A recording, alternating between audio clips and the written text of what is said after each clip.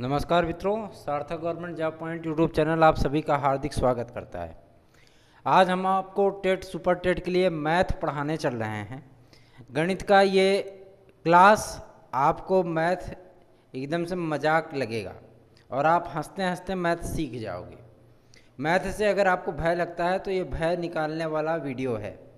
आप मैथ को बहुत अच्छी तरीके से समझ जाओगे। आज हम लाभ हानि के प्रश्नों की चर्चा करेंगे और उसमें आपको लाभ और हानि निकालना बताएंगे कि किस तरीके से लाभ हानि के प्रश्नों को किया जाता है। आज हमने कुछ प्रश्नों को समाहित किया है और आप जो है मतलब इस वीडियो में मैथ को सीखिए। अगर आपको रुचिकर लगेगा तो हम मैथ के 25 से 30 प्रश्नों को हल करने का वीडियो बनाना आरंभ करेंगे। तो चलिए, टेट और सुपर टेट के लिए आपके लिए बहुत महत्वपूर्ण होने चल रहा है और हम उन्हीं प्रश्नों को उठाते हैं जो प्रश्न आपकी परीक्षा की दृष्टि से महत्वपूर्ण है। चलिए, पहला प्रश्न है हमारा, रमेश ने एक भैंस 8,580 रुपये में 4% लाभ प्राप्त करके बेच दिया, तो भैंस का क्रय मूल्य बताइए। सवाल हमारा है, एक बार ध्यान से देख लीजिए। रमेश ने एक भैंस 8,580 रुपये में 4% का लाभ प्राप्त करके बेच दिया, तो भैंस का क्रय मूल्य बताइए। अच्छा चलो ठीक है, क्रय मूल्य बताना है तो हम क्या करेंगे, 8,580 रुपये सीधे सीधे लिख लेंगे, क्योंकि 4% का लाभ प्राप्त हो रहा है तो 100 रुपये पे 4 रुपये हमको मिल रहा है। मतलब रमेश को 100 रुपये पे 4 रुपये मिल रहा है, तो लाभ कितना हो गया, 104 रुपये हो गया। अब इसको मल्टीपल बाई 100 कर देंगे। ठीक है, चलिए 4 से इसको काटते हैं। 4 दूनी 8 होता है, 4 छंग 24, पूरा पूरा कट गया, 25 चौका 100 होता है। ठीक है, ये कट गया। अब इसको 26 से काटेंगे तो 26 तियाँ 78 होता है, 78 2 80 5 85 7 हो गया। ये 8 यहाँ आ गया, 26 तियाँ 78, ये शून्य यहाँ उतर गया, पूरा पूरा ये भी कट गया।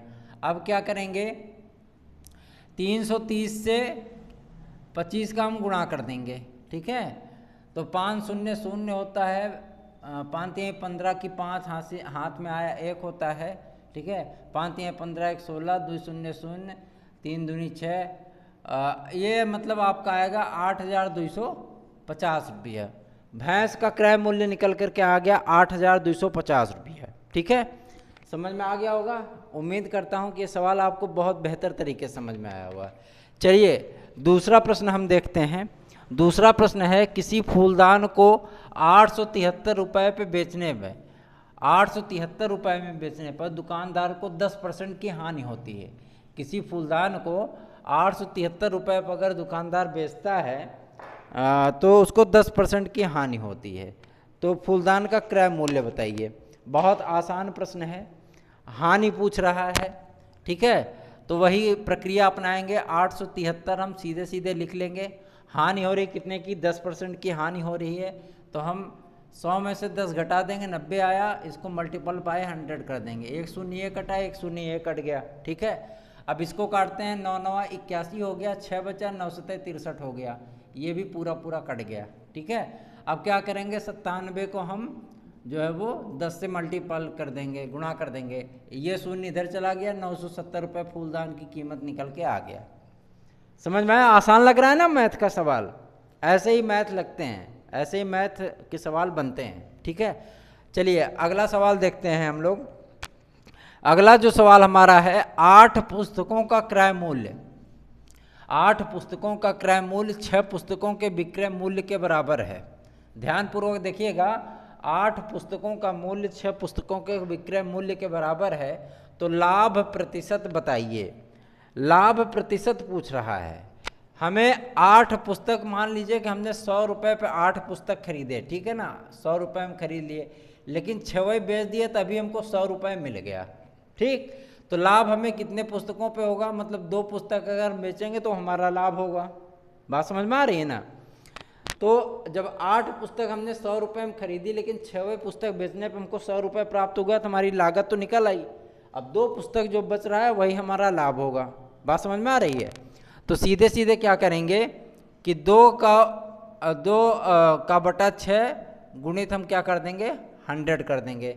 2 से 6 को काटेंगे, 3 बार कटेगा, और 3 से 100 को काटेंगे तो 33 सही 1/3, यही हमारा उत्तर निकल के आ गया, माने 33.5% का लाभ हमें प्राप्त होगा। उम्मीद करता हूँ मज़ा आ रहा होगा आपको मैथ सवाल सीखने में। ठीक है, चलिए आगे देखते हैं। आगे जो प्रश्न है आपका बहुत मज़ेदार प्रश्न है और ये कई बार परीक्षाओं में पूछा भी जाता है। ठीक है, इस तरीके के प्रश्न आपके बनते हैं। यदि क्रय और विक्रय मूल्य में 20:21 का अनुपात है तो लाभ का प्रतिशत बताइए। तो चलिए, इसमें तो कुछ दिया नहीं है, घबराने की ज़रूरत नहीं है। 20:21 का अनुपात है। ठीक है, अनुपात में अंतर कितना है? +1 का, तो 1 यहाँ लिख देंगे। चूँकि पहले क्रय करेंगे तभी विक्रय करेंगे, है ना, तो क्रय मूल्य हमने लिख लिया। हर चीज़ की गणना 100 रुपये पे होती है, तो चलो इसको काट लेते हैं। 20 पंजे 100 होता है, 5 × 1 हो गया, बराबर 5% का लाभ हमें प्राप्त होगा जब 20:21 का अनुपात होगा क्रय और विक्रय मूल्य में। तो जो लाभ आएगा हमारा वो 5% का आएगा। मज़ा आ रहा होगा आपको मैथ सवाल सीखने में। ठीक है, आपको मैथ सवाल सीखने में मज़ा आ रहा होगा, मैं जानता हूँ। चलिए अगला सवाल देखते हैं। यदि क्रय एवं विक्रय मूल्य में 5:4 का अनुपात है तो हानि का प्रतिशत बताइए। चलिए यही प्रक्रिया से हम अपनाएंगे। 5:4 है, इन दोनों में -1 का अंतर है, तो लिख दिया 1/। ठीक है, यही प्रक्रिया अपनानी है, सेम यही प्रक्रिया रहेगी। आपको और ज़्यादा कुछ नहीं करना है। ठीक है ना, और ज़्यादा कुछ नहीं करना है, सिर्फ और सिर्फ जो है यही प्रक्रिया आपको सेम रख देनी है। तो हमने कर दिया 5, ठीक है, 5 कर दिया और मल्टीपल बाय 100 कर दिया। ठीक है ना, मल्टीपल बाय 100 कर दिया। चलिए अब काटते हैं इसको।